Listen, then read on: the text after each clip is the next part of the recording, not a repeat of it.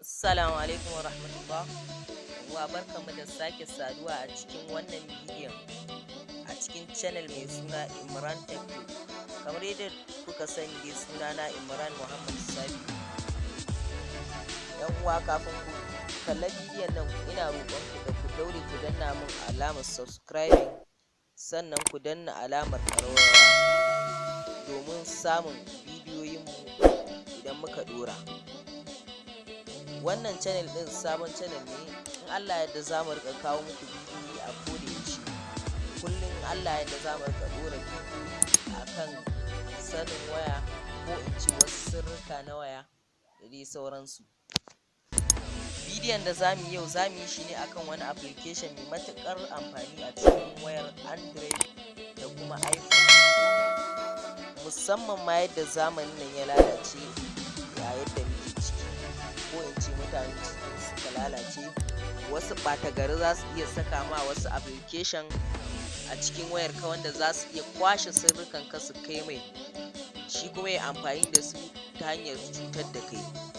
To yanzu akwai application wanda suke kare ka daga waɗannan mutane, shi yasa muka ga ya dace mu nuna muku. Application ɗin za ku iya samun shi a cikin Chrome, ko in ce za ku iya samun shi a cikin Play Store ko Opera, ya danganta dai daga wani browser kake amfani da shi. Application ɗin sunan shi anti-spy. Shi anti-spy wato yana kare ka ne daga spywares, wato wasu abin nan manhaja ta leƙen asiri. Ga application ɗin nan.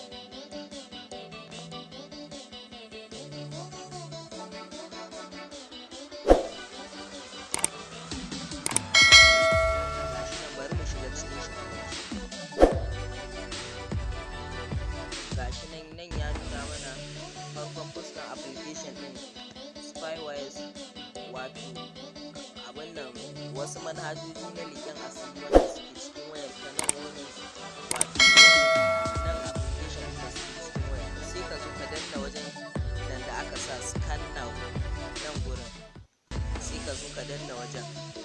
Idan ka danna,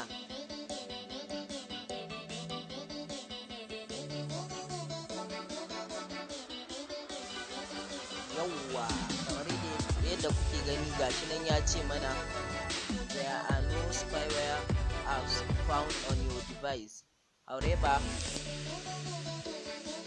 Bari mu ƙara yi saboda wayan ta mutu, ya abin nan din ya wuce ba.